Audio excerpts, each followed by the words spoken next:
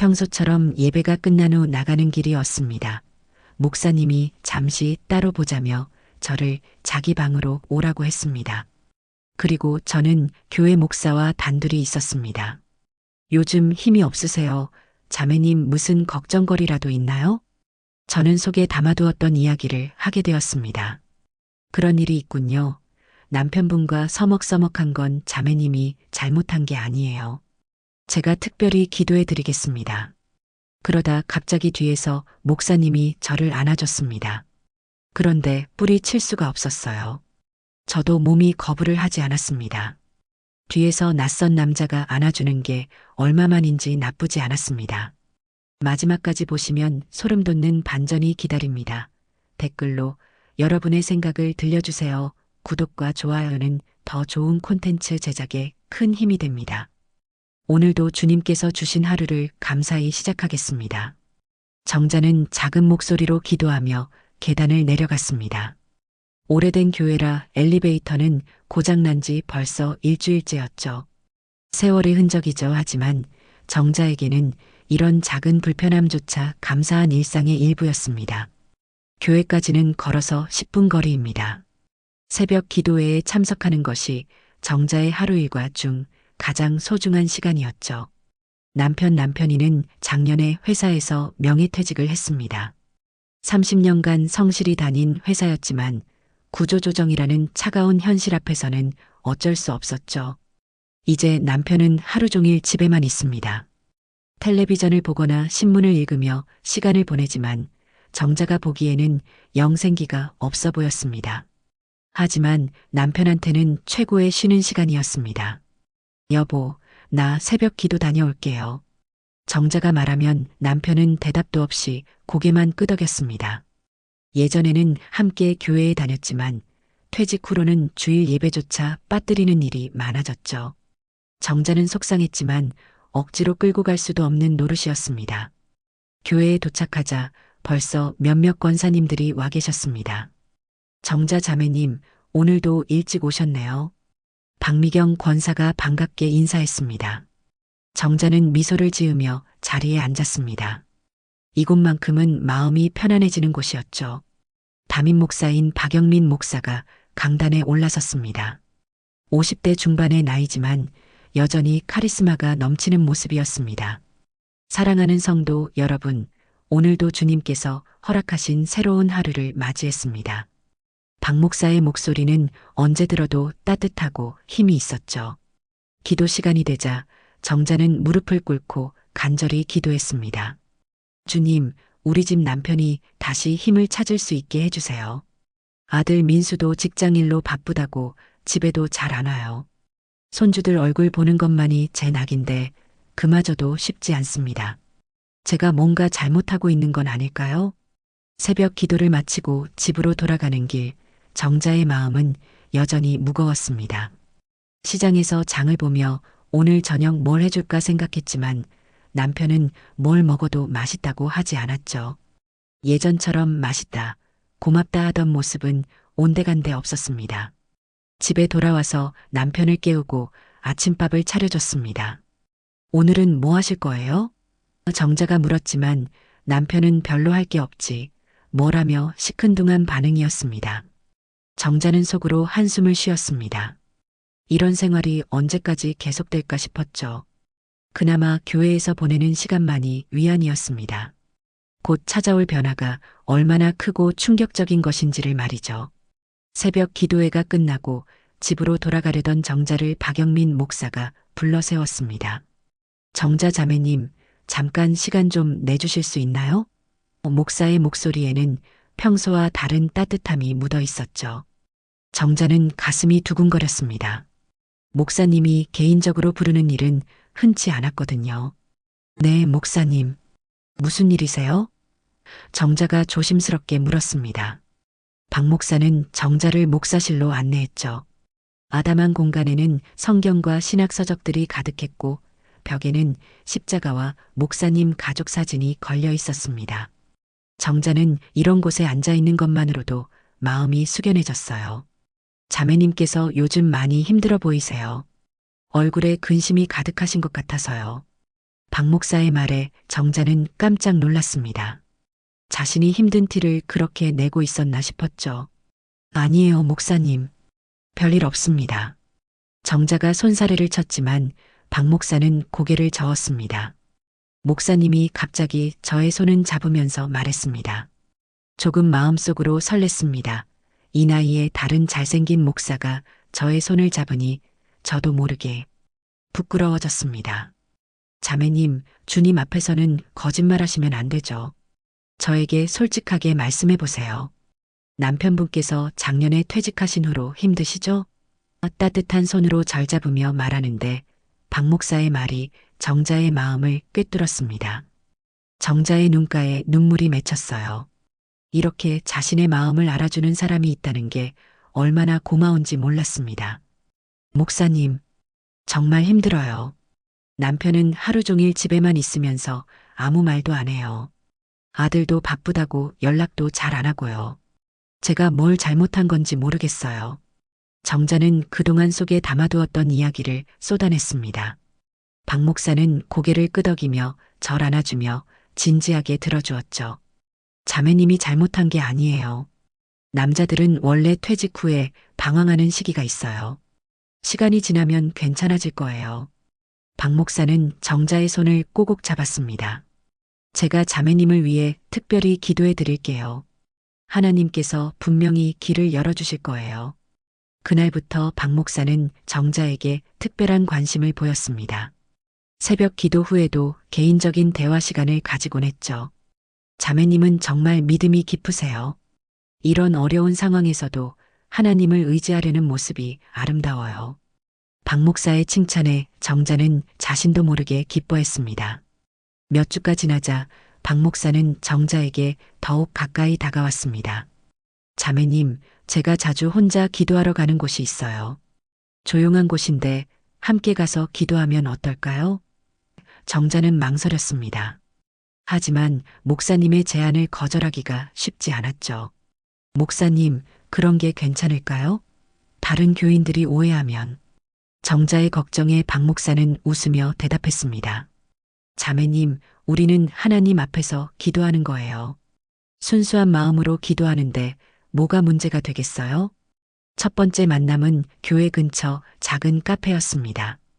박 목사는 정자의 이야기를 진지하게 들어주었고 성경 말씀으로 위로해 주었죠. 자매님은 정말 특별한 분이에요. 이렇게 깊이 있는 신앙을 가진 분을 만나기 쉽지 않아요. 정자는 오랜만에 누군가에게 인정받는 기분이었습니다. 집에 돌아온 정자는 한결 밝은 표정이었어요. 남편이 오늘 왜 이렇게 늦었어? 라고 물었지만 정자는 교회 일 때문에라고 대답했습니다. 거짓말은 아니었지만 전부 말하지는 않았죠. 두 번째 만남에서 박 목사는 더욱 개인적인 이야기를 꺼냈습니다. 자매님, 사실 저도 목사 생활이 쉽지 않아요. 교인들은 목사를 완벽한 사람으로 보지만 저도 연약한 인간이에요. 박 목사의 솔직한 고백에 정자는 마음이 더욱 열렸습니다. 세 번째 만남은 더욱 은밀한 곳에서 이루어졌습니다. 박 목사는 정자를 조용한 펜션으로 데려갔죠. 여기서 방해받지 않고 기도할 수 있어요. 정자는 조금 불안했지만 목사님을 믿고 따라갔습니다. 그날 박 목사는 정자에게 교회 사정을 털어놓았습니다. 그러다 목사와 경치를 보며 단둘이 데이트를 했어요. 그리고 입까지 맞춰버렸죠. 저도 모르게 떨렸습니다. 설레는 이런 감정 남편에게 미안했지만 저도 몸이 말을 안 들었어요. 그리고 분위기가 달아오를 때쯤 목사가 말을 하더군요. 요즘 교회 재정이 어려워요. 건물 관리비도 밀리고 위에 교회 선교사님들께 보낼 후원금도 부족해요. 박 목사의 표정은 진짜로 걱정스러워 보였습니다. 하나님의 일을 위해서인데 참 마음이 무거워요. 정자는 박 목사의 어려움에 마음이 아팠습니다. 목사님, 제가 뭔가 도와드릴 수 있는 일이 없을까요? 정자의 말에 박 목사의 눈이 반짝였습니다. 자매님의 마음만으로도 고마워요. 하지만 혹시 가능하다면 뭐든지 말씀하세요, 목사님. 정자는 진심으로 말했습니다. 박 목사는 잠시 망설이다가 입을 열었습니다. 잠시만 빌려주실 수 있다면 5천만 원 정도 곧 갚아드릴게요. 하나님의 일을 위한 거니까요.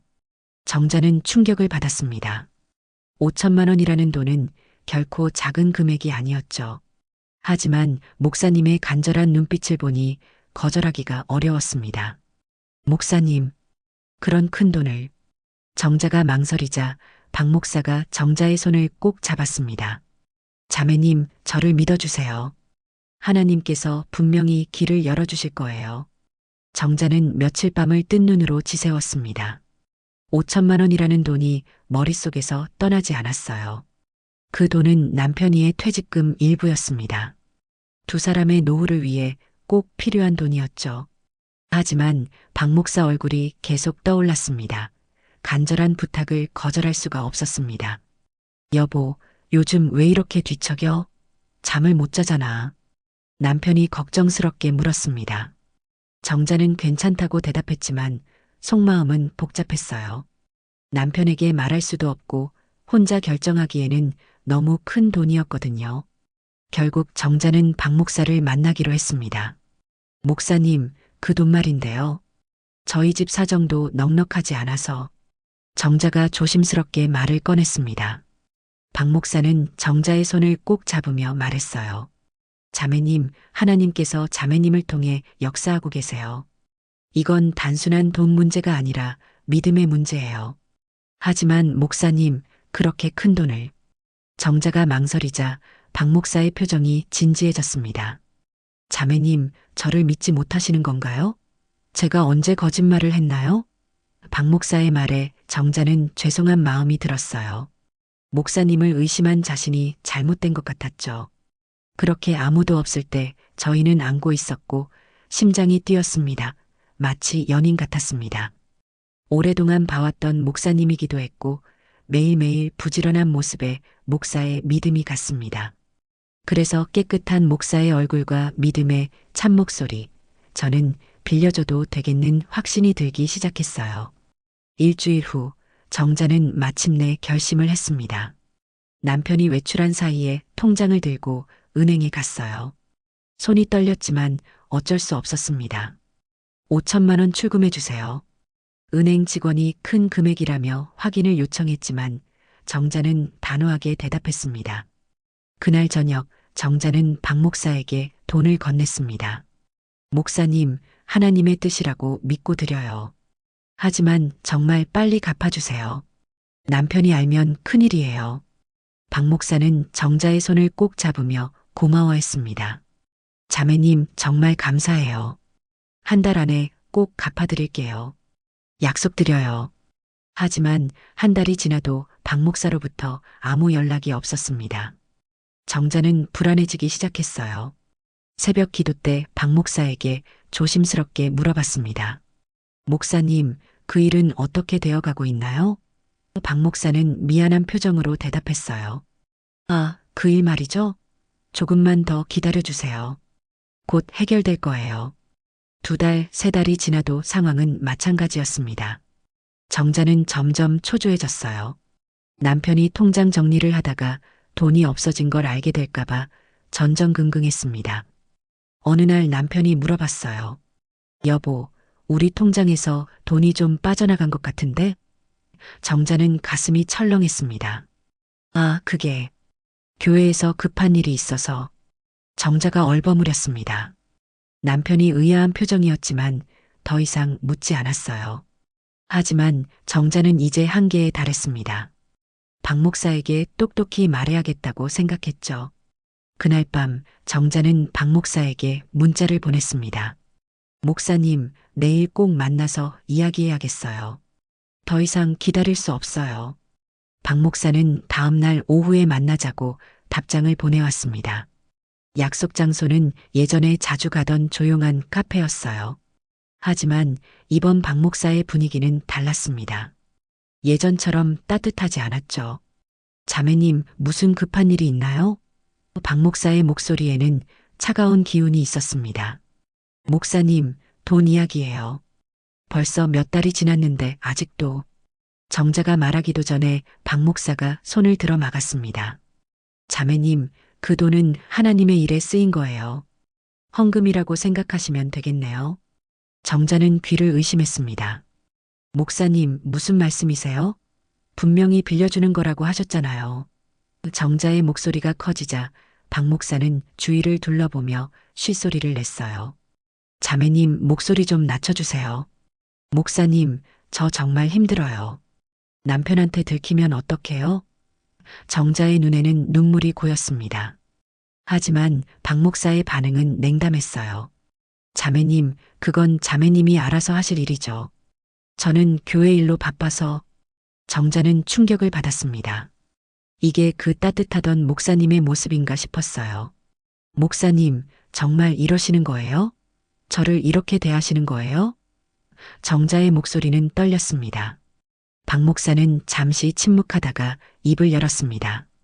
자매님, 우리 사이에 있었던 일들, 남편분께서 아시면 어떻게 생각하실까요? 박 목사의 말에 정자는 온몸이 얼어붙었어요. 목사님, 그게 무슨, 우리가 자주 만났던 것, 함께 기도했던 것, 오해할 만하지 않나요?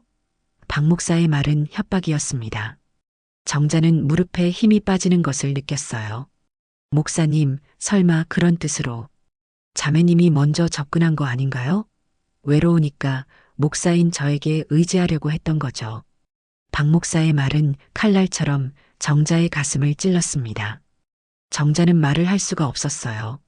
앞으로는 이런 이야기 꺼내지 마세요. 서로를 위해서요. 박 목사는 일어서며 말했습니다. 정자는 혼자 카페에 남겨졌어요. 손이 덜덜 떨렸고 머리가 하얗게 변하는 것 같았습니다. 집으로 돌아가는 길, 정자는 비틀거렸습니다. 세상이 무너지는 것 같았어요. 믿었던 목사님이 이런 사람이었다니. 돈도 잃고 협박까지 당하다니. 정자는 눈물을 흘리며 걸었습니다. 집에 도착했을 때 남편이 걱정스럽게 물어봤어요. 여보, 얼굴이 왜 그래? 어디 아파? 정자는 아무렇지 않은 척했지만 속으로는 무너져 내리고 있었습니다. 그날 밤부터 정자는 잠을 이룰 수가 없었습니다. 박 목사의 차가운 말들이 계속 머릿속을 맴돌았어요. 우리가 자주 만났던 것, 함께 기도했던 것. 그 말들이 마치 독이 된 화살처럼 정자의 마음을 찔러댔습니다. 정자는 이불을 뒤집어 쓰고 소리 없이 울었어요.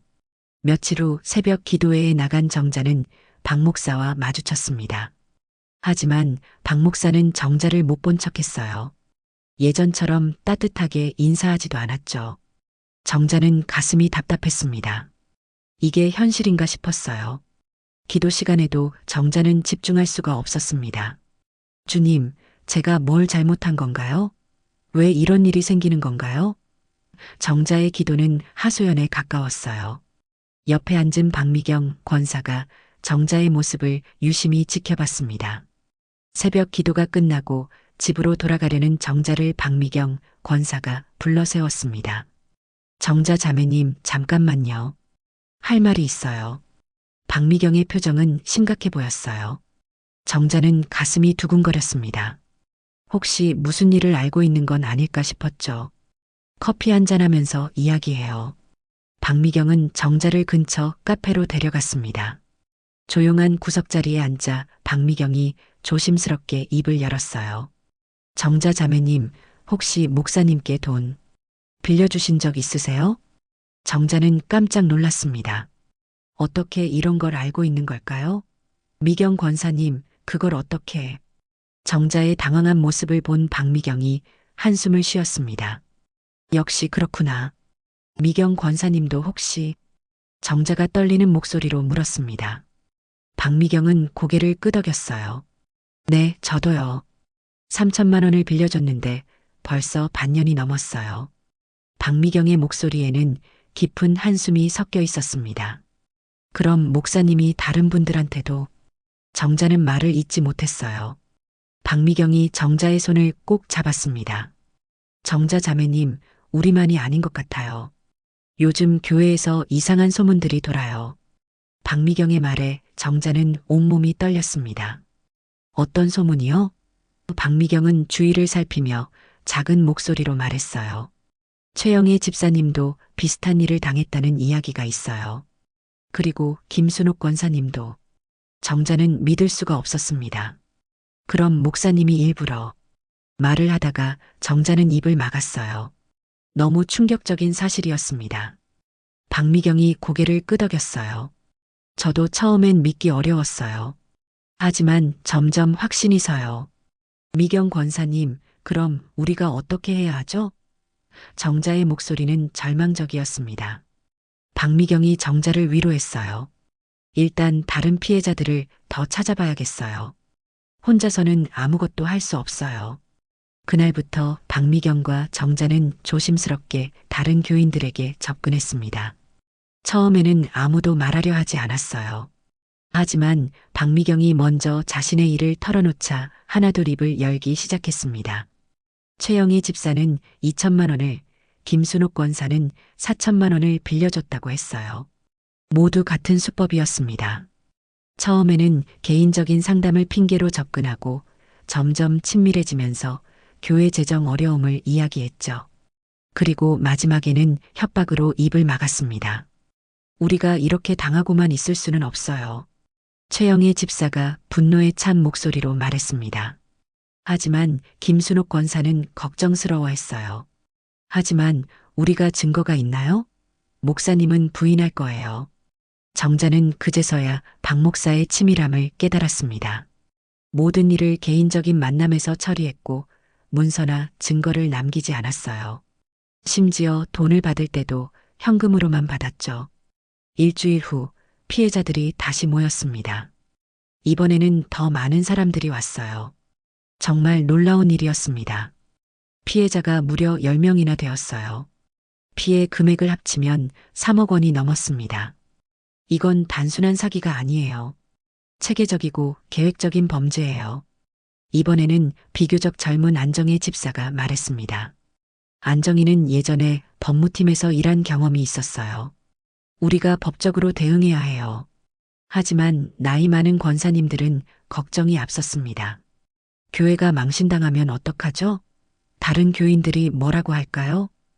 정자도 같은 생각이었어요.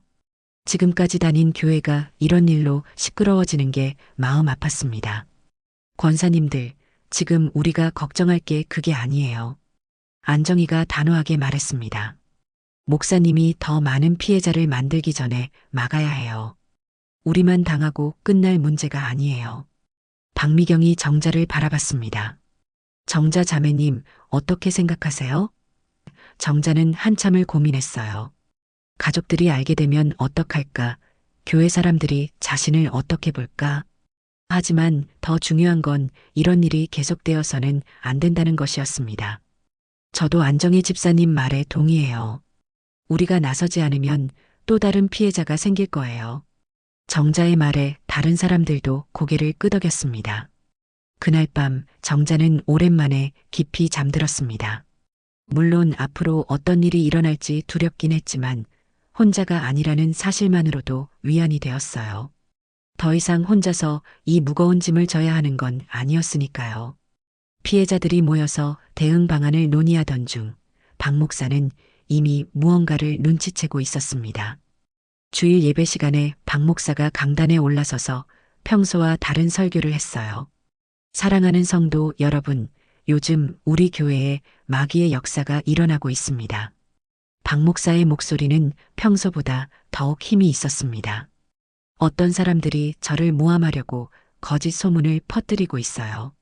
하지만 하나님께서 진실을 밝혀주실 것입니다. 정자는 가슴이 철렁했어요. 목사님이 벌써 알고 있는 것 같았거든요. 성도 여러분, 혹시 누군가 저에 대해 이상한 말을 하거든 믿지 마세요. 이건 분명히 마귀가 우리 교회를 무너뜨리려는 계략입니다. 박 목사는 정자를 포함한 피해자들을 번갈아 바라봤어요. 그 시선이 마치 경고하는 것 같았습니다. 예배가 끝나고 정자가 집으로 돌아가려는데 몇몇 교인들이 수군거리는 소리가 들렸습니다. 정자 권사님이 요즘 이상하다더라. 목사님을 힘들게 한다는데. 정자는 얼굴이 빨개졌어요. 벌써 소문이 퍼지고 있었습니다. 집에 도착하자 남편이가 심각한 표정으로 기다리고 있었습니다. 정자야, 너 교회에서 무슨 일 있었니? 남편이의 목소리는 평소와 달랐어요. 정자는 가슴이 뛰었습니다. 왜 그래요? 별일 없는데. 김 권사 남편한테서 전화 왔어. 우리 집 돈이 없어진 거 맞냐고 묻더라. 남편이의 말에 정자는 온몸에 힘이 빠졌어요. 결국 들통이 난 것이었습니다. 여보, 그게. 정자가 말을 시작하려 했지만 남편이가 손을 들어 막았습니다. 정자야, 솔직히 말해. 우리 돈 어디 갔어? 남편이의 목소리에는 실망과 분노가 섞여 있었습니다. 정자는 더 이상 숨길 수가 없었어요. 여보, 사실은. 정자는 눈물을 흘리며 모든 사실을 털어놓았습니다. 남편이는 말없이 듣더니 한참 후에 입을 열었어요. 정자야, 너 정신이 있었니? 5천만 원을 그냥 줘버렸다고? 남편이의 목소리는 점점 커졌습니다. 그것도 목사한테? 너 완전히 속은 거야. 여보, 저도 몰랐어요. 정말 교회 일이라고 생각했어요. 정자가 울면서 변명했지만 남편이는 고개를 저었습니다. 정자야, 너 혹시 그 목사랑 무슨 사이였니? 남편이의 질문에 정자는 깜짝 놀랐어요. 여보, 무슨 소리예요? 그런 게 아니에요. 정자가 펄쩍 뛰었지만 남편이는 의심스러운 눈으로 바라봤습니다. 그럼 왜 이런 일이 생겨? 목사가 멀쩡한 사람한테 돈을 빌리겠어? 그날 밤 남편이는 정자와 말을 하지 않았습니다. 정자는 혼자서 밤새 울었어요. 남편의 신뢰도 잃고 교회에서도 소문의 대상이 되고 정말 모든 게 무너지는 것 같았습니다. 다음 날 아들 민수가 집에 왔습니다. 남편이가 전화했나 봤어요. 엄마, 아버지한테서 들었어요. 정말 그런 일이 있었어요? 민수의 표정도 심각했습니다. 정자는 아들 앞에서도 고개를 들 수가 없었어요. 민수야, 엄마가 잘못했어. 하지만 정말 좋은 일에 쓰이는 줄 알았어. 정자의 변명에 민수가 한숨을 쉬었습니다. 엄마, 요즘 세상에 그런 순진한 생각을 어떻게 해요? 목사라고 다 믿을 사람들인가요? 며칠 후 교회 상황은 더욱 악화됐습니다. 피해자들의 모임이 알려지면서 교인들 사이에서 편이 갈리기 시작했어요. 박 목사를 믿는 사람들과 피해자들을 지지하는 사람들로 나뉘었습니다. 정자 권사님들이 목사님을 모함하는 거 아니에요? 젊은 집사 하나가 큰 소리로 말했습니다. 목사님이 그런 분이 아닌데. 하지만 다른 교인이 맞받아쳤어요. 그럼 이 많은 사람들이 다 거짓말한다는 거예요? 교회는 점점 시끄러워졌습니다. 주일 예배 때마다 긴장감이 흘렀어요. 박 목사는 여전히 강단에서 자신의 결백을 주장했습니다. 저는 하나님 앞에서 떳떳합니다.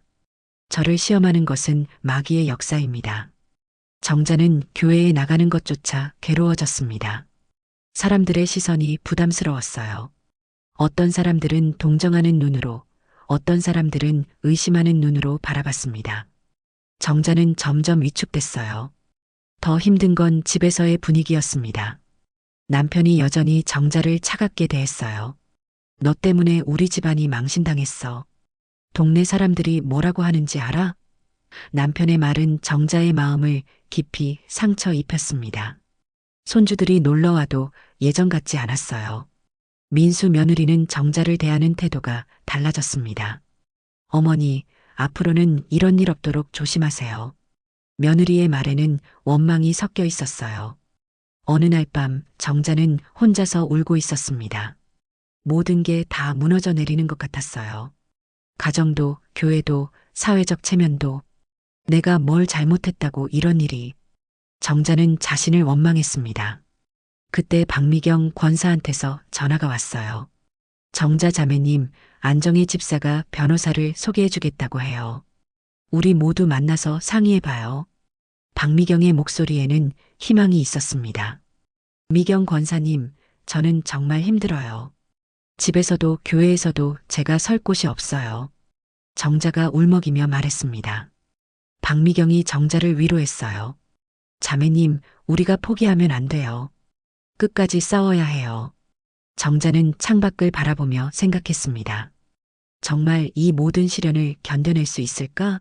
하지만 포기할 수는 없었어요.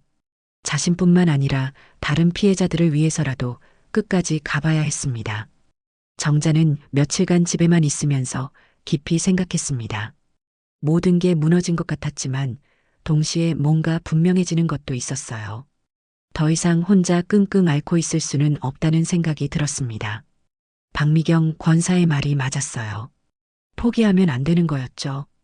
변호사와의 첫 만남은 정자에게 큰 충격이었습니다. 젊은 여성 변호사 이수진이 피해자들을 만났어요. 권사님들, 이 사건은 단순한 사기가 아닙니다. 종교를 이용한 조직적 범죄예요. 이수진 변호사의 말에 정자들은 놀랐습니다. 변호사님, 그럼 우리가 고소할 수 있는 건가요? 박미경이 조심스럽게 물었습니다. 이수진 변호사는 고개를 끄덕였어요. 물론이죠. 하지만 증거가 중요해요. 지금까지 어떤 증거들이 있는지 정리해 봐야겠어요. 피해자들은 하나씩 자신들이 가진 증거를 내놓았습니다. 은행 거래 내역, 목사와 주고받은 문자 메시지, 만남을 목격한 사람들의 증언. 생각보다 많은 증거가 있었어요. 이수진 변호사는 만족스러운 표정이었습니다.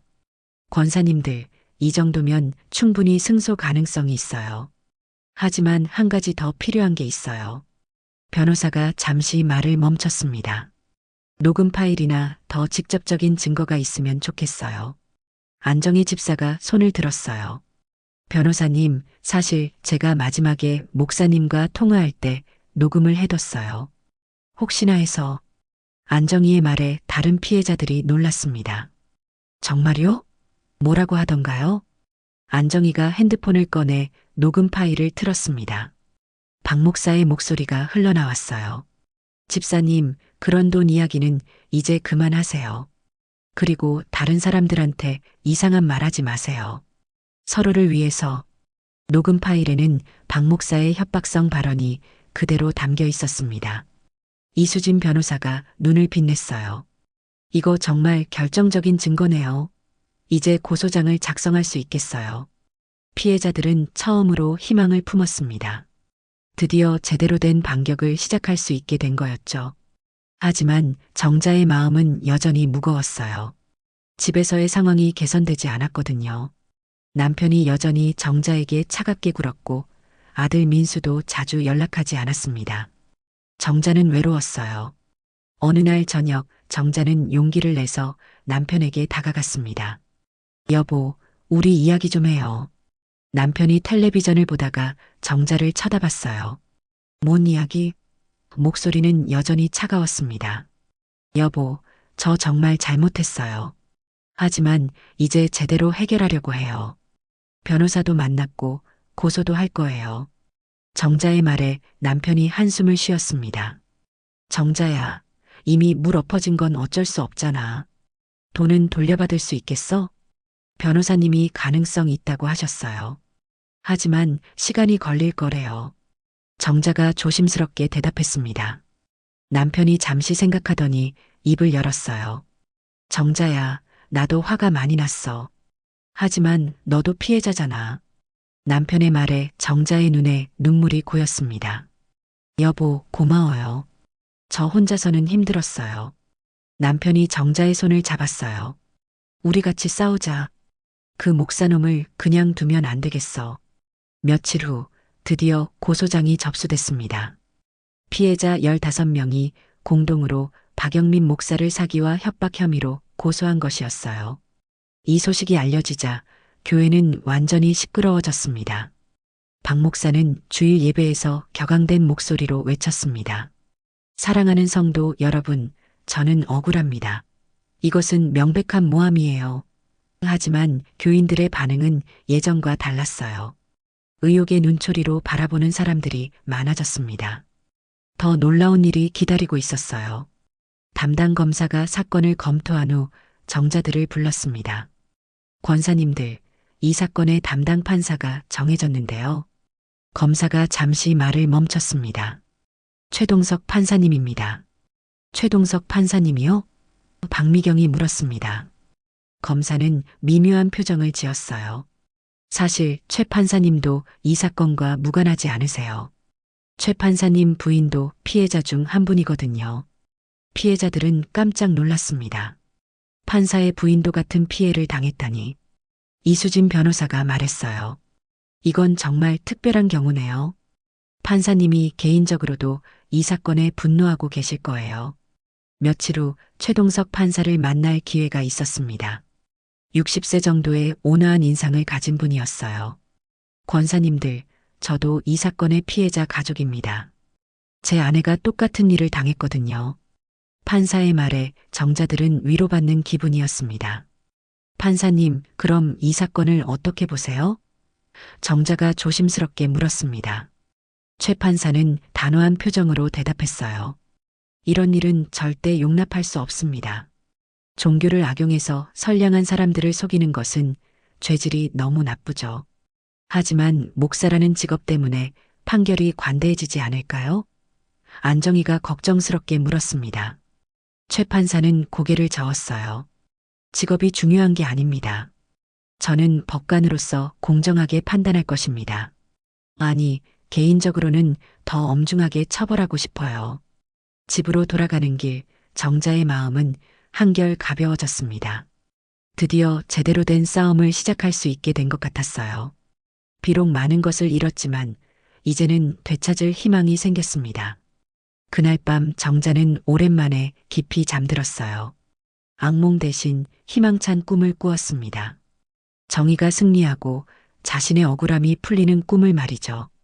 재판이 시작되는 날 정자는 일찍 일어나 정성스럽게 옷을 입었습니다. 검은색 정장에 흰 블라우스를 입고 머리도 단정하게 빗었어요. 오늘만큼은 당당하게 서고 싶었거든요. 남편이 함께 법정에 가겠다고 했습니다. 여보, 혼자 가기 힘들 거야. 내가 옆에 있을게. 법정 앞에는 벌써 다른 피해자들이 와 있었어요. 모두들 긴장한 표정이었지만 동시에 결연한 의지도 보였습니다. 박미경이 정자를 보고 반갑게 인사했어요. 정자 자매님, 드디어 이날이 왔네요. 떨리죠? 많이 떨려요. 하지만 이제 끝까지 가봐야죠. 정자가 대답했습니다. 안정희 집사도 남편과 함께 왔고 최영희 집사는 아들과 함께였어요. 가족들의 지지가 있어서 마음이 든든했습니다. 이수진 변호사가 다가와서 마지막 점검을 했어요. 권사님들, 오늘은 증인 신문이 있을 거예요. 솔직하고 담담하게 말씀해 주시면 됩니다. 너무 긴장하지 마세요. 변호사의 격려에 정자들은 고개를 끄덕였어요. 법정 안으로 들어가자 박영민 목사가 피고석에 앉아 있었습니다. 평소의 당당한 모습은 온데간데없고 초라해 보였어요. 목사 가족들도 뒤쪽에 앉아 있었는데 모두 고개를 숙이고 있었습니다. 최동석 판사가 입장하자 법정이 숙연해졌어요. 지금부터 피고인 박영민에 대한 사기 및 협박 사건 재판을 시작합니다. 판사의 목소리는 엄숙했습니다. 정자는 가슴이 뛰었어요. 검사가 먼저 공소사실을 읽어 내려갔습니다. 피고인은 2018년부터 2024년까지 담임 목사라는 지위를 이용하여 교인들을 상대로 총 23건에 걸쳐 7억 2천원을 편취했습니다. 구체적인 금액이 발표되자 방청석에서 탄식이 새어나왔어요. 박 목사의 변호인이 무죄를 주장했습니다. 재판장님, 저희 의뢰인은 단순히 교회 운영 자금이 부족해서 교인들께 도움을 요청한 것뿐입니다. 사기 의도는 전혀 없었습니다. 하지만 검사는 단호하게 반박했어요. 드디어 피해자 증인 신문이 시작됐습니다. 첫 번째로 박미경이 증인석에 섰어요. 권사님, 피고인이 어떤 방식으로 접근했는지 말씀해 주세요. 검사의 질문에 박미경이 떨리는 목소리로 대답했습니다. 처음에는 개인적인 상담을 해주겠다고 하면서 자주 만나자고 했어요. 그러더니 점점 가까워지면서 교회가 어렵다는 이야기를 했죠. 박미경의 증언은 생생했어요. 방청석의 사람들도 숨을 죽이고 들었습니다. 정자의 차례가 왔어요. 증인석에 서니 다리가 떨렸지만 정자는 용기를 냈습니다. 권사님, 5천만 원을 건네줄 때 어떤 생각이었나요? 검사의 질문에 정자가 대답했어요. 정말 교회를 위한 일이라고 믿었어요. 목사님을 신뢰했거든요. 그 후 돈을 돌려달라고 요구했을 때 피고인의 반응은 어땠나요? 검사가 계속 물었습니다. 정자는 그날의 기억을 떠올리며 말했어요. 목사님이 완전히 다른 사람이 되어 있었어요. 차갑고 위협적이었죠. 남편에게 말하겠다고 협박했어요. 안정희의 녹음 파일이 재생됐을 때 법정은 완전히 조용해졌어요. 박 목사의 협박성 발언이 선명하게 들렸습니다. 그런 돈 이야기는 이제 그만하세요. 서로를 위해서. 녹음 파일을 들은 방청객들이 혀를 찼어요. 박 목사의 변호인이 반대 신문을 시도했지만 피해자들의 증언은 일관성 있고 구체적이었어요. 권사님, 혹시 목사님과 부적절한 관계가 있지 않았나요? 변호인의 질문에 정자가 단호하게 대답했습니다. 절대 그런 일 없었습니다. 순수하게 신앙적 만남이었어요. 모든 피해자들의 증언이 끝나자 박 목사가 최후 진술을 했어요. 재판장님, 저는 정말 교회를 위해서 한 일입니다. 사기 의도는 없었어요. 하지만 그의 목소리에는 확신이 없었어요. 최동석 판사가 최종 변론을 마무리한 후 선고 날짜를 정했습니다. 2주 후에 선고하겠습니다.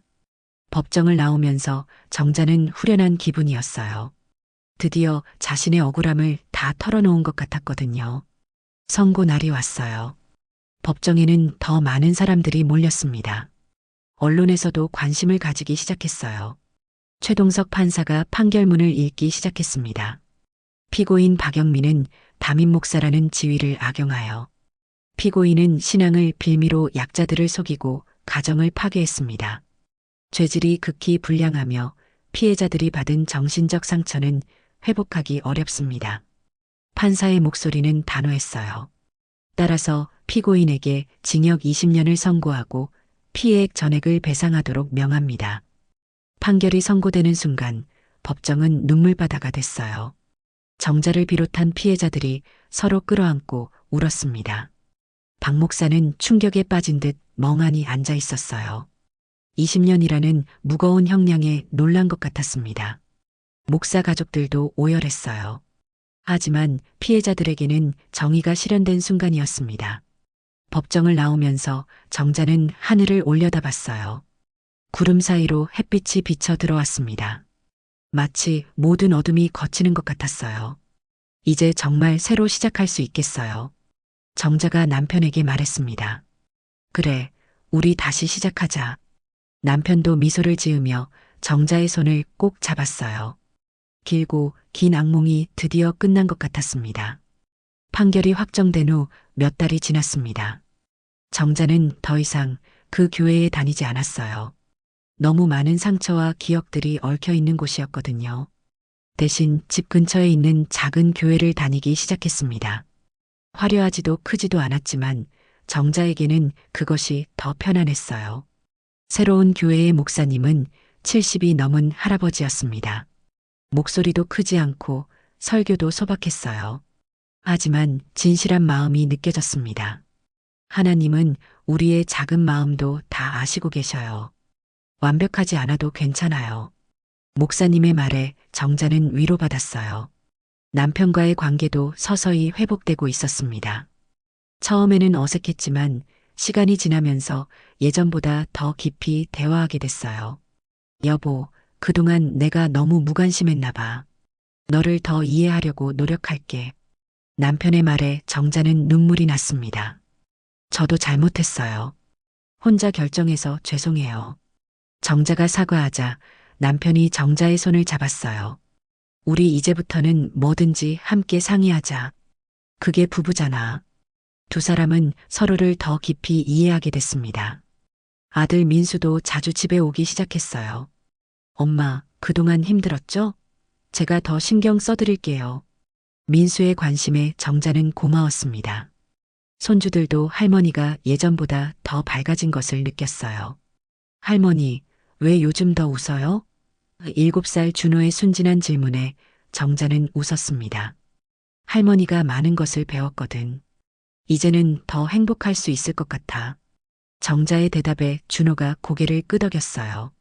그럼 할머니 얼굴이 더 예뻐져요. 아이의 말에 정자는 마음이 따뜻해졌습니다. 정자는 새로운 일도 시작했어요. 동네에 있는 작은 반찬 가게에서 일주일에 3번 도와주는 일이었습니다. 많은 돈은 아니었지만 집 밖에서 사람들과 만나며 일하는 것이 즐거웠어요. 정자 씨, 손님들이 정자 씨가 만든 김치를 더 찾으세요. 가게 사장님의 말에 정자는 뿌듯했습니다. 일하면서 만난 사람들과도 좋은 관계를 맺었어요. 비슷한 나이대의 아주머니들과 도란도란 이야기하는 시간이 소중했습니다. 정자 씨는 정말 마음이 예쁘세요. 힘든 일이 있었는데도 이렇게 밝게 지내시니.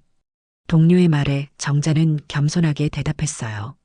사람은 어려움을 겪어야 더 단단해지는 것 같아요. 저도 많이 배웠어요. 정자의 말에는 깊은 깨달음이 담겨 있었습니다. 예전처럼 무조건 믿고 의지하는 것이 아니라 스스로 판단하고 결정하는 힘을 기른 것 같았어요. 다른 피해자들과도 가끔 연락하며 서로의 안부를 물었습니다. 박미경 권사는 새로운 교회에서 봉사활동을 하고 있었고, 안정혜 집사는 법무 경험을 살려서 다른 사기 피해자들을 돕는 일을 하고 있었어요. 우리가 겪은 일이 헛되지 않았으면 좋겠어요. 안정희의 말에 정자도 동감했습니다. 어느 날 정자는 우연히 예전 교회 앞을 지나게 됐어요. 교회는 예전보다 한적해 보였습니다. 새로운 목사가 부임했다는 소문을 들었지만 교인들이 많이 떠났다고 했어요. 정자는 복잡한 마음으로 그곳을 바라봤습니다. 많은 사람들이 상처받았구나. 정자는 속으로 중얼거렸어요. 하지만 이제는 원망보다는 안타까움이 더 컸습니다. 박 목사도 남은 교인들도 모두 피해자라는 생각이 들었어요. 집으로 돌아가는 길에 정자는 자신의 변화를 느꼈습니다. 예전 같으면 분노하고 원망했을 텐데 이제는 더 넓은 시각으로 생각할 수 있게 된 것 같았어요. 사람은 정말 변할 수 있구나. 정자는 스스로에게 놀랐습니다. 저녁 식사 시간, 온 가족이 모였어요. 남편과 민수, 며느리, 그리고 손주들까지. 오랜만에 보는 화목한 풍경이었습니다. 할머니, 오늘 뭐 했어요? 손녀 지혜가 물었어요. 할머니가 일도 하고 사람들도 만나고 바쁘게 지냈어. 정자의 대답에 가족들이 웃었습니다. 엄마가 요즘 정말 활기차 보여요. 며느리의 말에 정자는 기뻤어요. 많은 걸 잃었다고 생각했는데 오히려 더 많은 걸 얻은 것 같아요. 정자가 진심으로 말했습니다. 가족의 소중함, 진정한 믿음의 의미, 그리고 자신에 대한 믿음. 이 모든 것들을 다시 발견한 것 같았어요. 밤이 되어 잠자리에 들면서 정자는 하늘을 올려다봤습니다. 별들이 반짝이고 있었어요. 주님, 힘든 시간이었지만 이제는 감사할 수 있어요. 저를 더 단단하고 지혜로운 사람으로 만들어주셔서요. 정자의 기도는 예전과 달랐습니다. 누군가에게 의존하는 기도가 아니라 자신의 내면에서 우러나오는 진실한 기도였어요. 이제 제 믿음은 사람에게 두지 않을 거예요. 저 자신과 가족, 그리고 진실한 사랑에 두겠어요. 창밖으로 보이는 아파트 단지는 여전히 똑같아 보였지만 정자에게는 모든 것이 새롭게 느껴졌어요. 같은 공간이지만 다른 마음으로 바라보니 더 아름다워 보였습니다. 정자는 미소를 지으며 눈을 감았습니다. 내일 또 새로운 하루가 시작될 거예요. 반찬 가게에서 일하고 가족들과 시간을 보내고 진실한 마음으로 기도하는 소박하지만 행복한 일상이 기다리고 있었습니다. 거짓의 기도에 속아 많은 눈물을 흘렸지만 이제는 진실된 회개와 용서로 다시 일어설 수 있었어요. 정자의 새로운 삶이 시작된 것입니다.